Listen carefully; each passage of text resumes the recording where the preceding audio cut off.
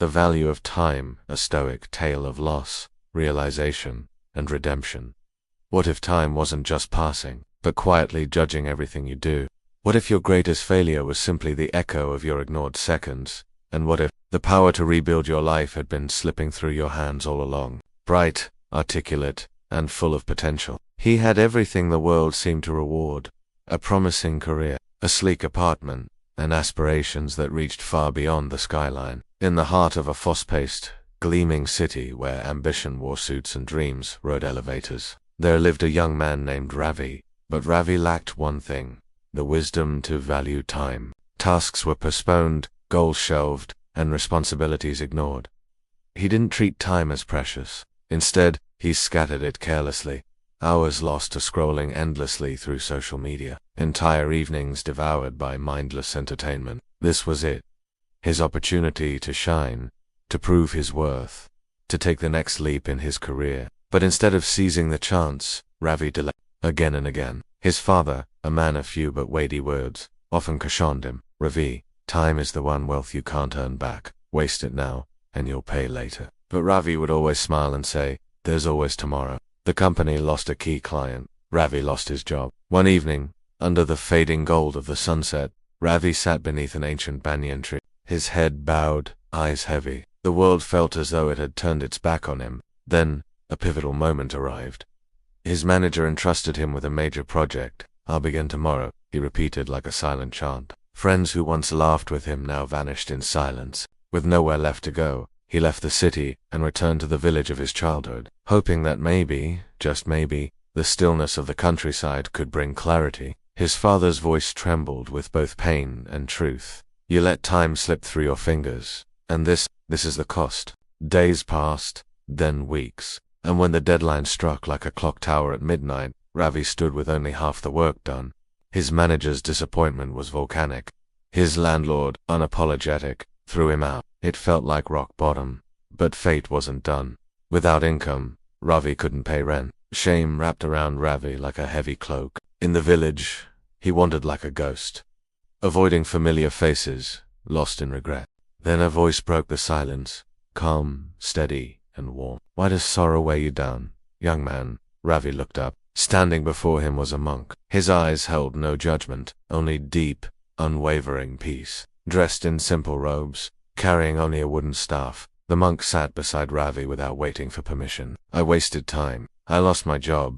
The monk continued, "Your story reminds me of another, a farmer, not so different from you. His name was Gopal. The respect of my family, I have nothing left. I've ruined everything," Ravi confessed. "But it was never time I lacked. It was respect for it. Then perhaps it is time to begin again." The monk nodded, his expression still. Ravi was silent. The monk's voice flowed like a river through dusk. "You still have time. Use it well, and it will become your greatest ally." He woke late, delayed his work, and constantly told himself, "Tomorrow will be better." Gopal was known for his strength, but not for his discipline. But tomorrow never came. The hourglass sat on his desk, a silent guardian. His father, eyes misted with pride, said softly, "Now, my son, you understand. Not a dream job, but a second chance." Over time, he picked up freelance work. Small tasks at first, then larger contracts. His focus deepened. His confidence returned. Eventually, he earned a full-time position.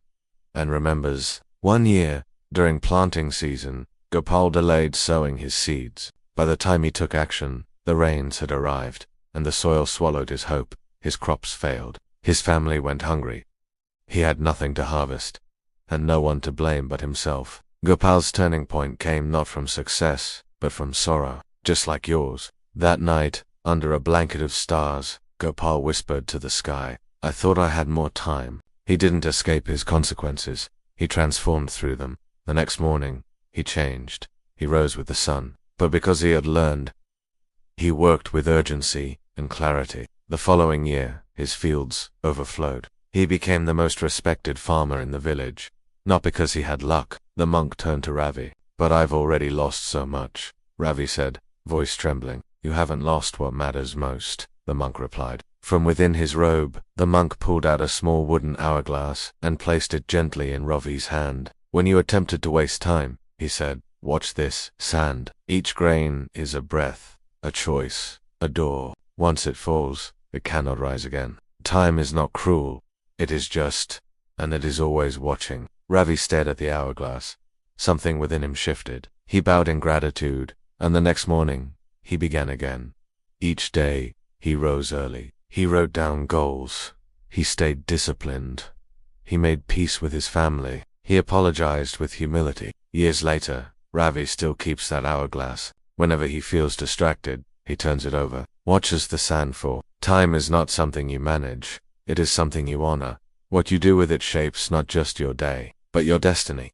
So, if this story stirred something within you, if it reminded you of time's quiet power, then walk with us. Subscribe to Stoic Zen, where each tale is a mirror, each lesson a lantern. Let's rediscover the sacredness of time.